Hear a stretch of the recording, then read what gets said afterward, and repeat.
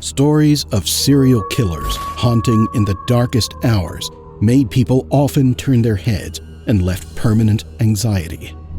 One of the most notorious cases was Jack the Ripper, an infamous character in true horror stories and pop culture.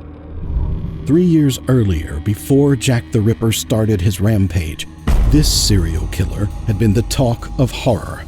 Is it possible that they are the same person? Today on Crime Diaries, we head to Texas to explore the unsolved case of the Servant Girl Annihilator. In Austin, Texas, between 1884 and 1885, an increasing number of people were attacked as they slept. After 8 victims, the murderer was identified as a serial killer and given the moniker Servant Girl Annihilator. The alias came from the nature of the attacks. Servant girls were the primary victims, and the perpetrator would repeatedly beat the victims with an axe. The case of the Servant Girl Annihilator was never solved. Since DNA testing wasn't a thing back then, it had been impossible to solve the case. The first victim was a 25-year-old African-American named Molly Smith. She was attacked while sleeping with her husband, Walter Spencer. They both worked as cooks and housekeepers for a rich neighborhood family. In the middle of the night, in December 30th, 1884, Walter woke up and noticed a very deep gash on his face that was still quite fresh. He also noticed that someone had turned the entire place upside down and trashed their dormitory, and Molly was missing. He saw a trail of blood and followed it out to the backyard. With multiple axe wounds to her face, chest, arms, and legs, Walter discovered Molly's dead body in the backyard. Perplexingly, authorities found the murder weapon in Walter and Molly's bedroom. This indicates that Molly was killed inside before being dragged outside. Yet Walter was unharmed and didn't realize anything until it was too late. The second victim was Eliza Shelley, an African-American who worked as a chef. Eliza, 30 years old, and her 3 young children resided behind their lord's home in a small cottage. On the morning of May 7, 1885, Dr. Johnson, the house owner, had just arrived home from the market when he encountered his upset wife. His wife told him, "I believe Eliza has been murdered." Eliza's employer discovered her dead body behind the cabin. Ironically, her 3 children were unharmed and perfectly fine. 2 of them didn't even know anything had happened. Eliza's head had been completely split in 2 with an axe. Just like the first attack, she was killed in bed and dragged outside to the backyard. This time, the victim was wrapped in bed sheets. She had 3 large stab wounds, one just over her right ear, one between her eyes, and a gaping cut over her right eye. The room was in disorder, and her pillows and linens were stained with blood. The only information authorities gathered came from Eliza's sleep-deprived 8-year-old son and a footprint in the ground. Her son could remember that the attacker had a white cloth covering his face. A couple of people were investigated, including 19-year-old Andrew Williams for being nearby while wearing no shoes. Ike Plummer, 30, was also taken into custody by the police for having a verbal fight with Eliza earlier that week. Both Williams and Plummer were never prosecuted for the murder due to a lack of evidence. Just about 2 weeks later, the third victim was attacked on May 22, 1885. Irene Cross, a 23-year-old servant, was also attacked in her sleep. However, this time it wasn't an axe that was used. Instead, the Servant Girl Annihilator used a knife, seriously injuring Irene's head and cutting her arm. Irene later succumbed to her wounds. Irene's son described the murderer as a big, chunky Negro man, barefoot and with his pants rolled up, carrying a pocket knife and donning a shabby coat. With this witness, the police started knowing the identity of the perpetrator. Shortly after the third victim's death, the killer struck again on the 30th of August of the same year, this time killing Mary Ramey, the fourth victim. Ramey's family resided in a kitchen on East Cedar Street. Around 5 in the morning, according to Weed, The owner of the place, he woke up to an unnatural sound similar to a dog howling. Mary, 11 years old, was dragged from her bed to the backyard, where she was raped and stabbed in the ears with an iron rod. Mary initially survived the attack, but she eventually passed away from her injuries just hours after arriving at the nearby hospital. The next victims were Gracie Vance and Orange Washington, who lived together in a cabin on the property of a local attorney.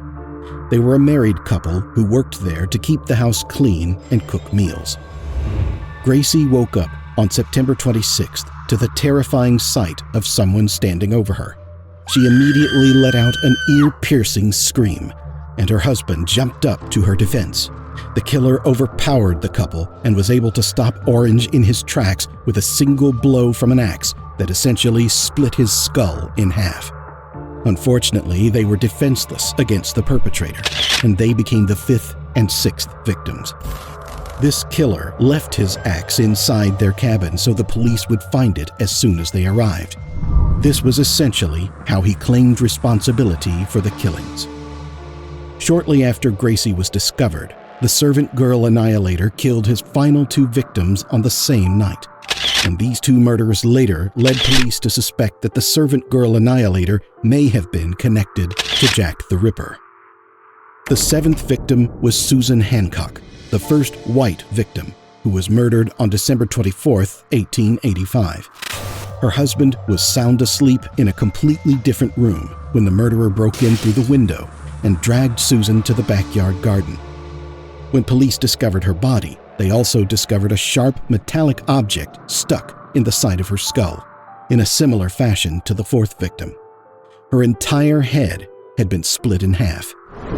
Less than an hour later, her servant was attacked. The eighth and last victim, Eula Phillips, was discovered face down in an alleyway of one of Austin's wealthiest neighborhoods. In total, 8 victims had all been killed in identical ways. Residents started to fear as the deaths persisted, even on the rich streets of Austin. They formed a community watch group and made a patrol party to guard their streets. Police also heightened their security and deployed more forces to the vicinity. All of a sudden, the killings ceased. Just as quickly as the Servant Girl Annihilator appeared, he vanished. According to Jim Miles, owner of the Murder Walk Austin Company, a tour organization that explores historical murders, it wasn't just the murders. It's what happened to these poor, defenseless victims. They were hacked to death with an axe, knife, or ice pick. There's no doubt this was a man who had no motive but pure bloodlust. The sudden vanishing of the Servant Girl Annihilator from one place and the sudden appearance of Jack the Ripper in another created conspiracies. People had been talking about the relation of the murders as if the serial killer had just moved to another place. According to author Philip Sugden in The Complete History of Jack the Ripper, the conjecture that the Servant Girl Annihilator and Jack the Ripper were one and the same man originated in October 1888. An editor of the Atlanta Constitution proposed this conjecture, following the murders of Elizabeth Stride and Catherine Eddowes by Jack the Ripper. On July 15, 2014, the PBS TV show History Detectives aired an episode on the killings. Using a combination of historical research and modern techniques, including psychological and geographic profiling, they identified the closest suspect, Nathan Elgin, a 19-year-old African-American cook. Elgin worked in close proximity to the crime scenes and was missing his little toe, which was similar to a footprint believed to have been left by the killer. In February 1886, shortly after the last murder, Elgin was shot and killed by police while he was attempting to assault a girl with a knife. With him being shot, the case was never closed. The Servant Girl killer's rampage happened a long time ago, yet it sure left a mark not only in the history books, but also on people's frightened minds. This story reminds us to never let our guard down, stay vigilant, and always keep an open eye, even in our sleep. What are your thoughts about the murders of the Servant Girl Annihilator? Tell us in the comment section. Also, make sure to like this video, subscribe to our channel, and hit the bell icon to get the latest updates. This has been Crime Diaries, and until next time, don't be another statistic.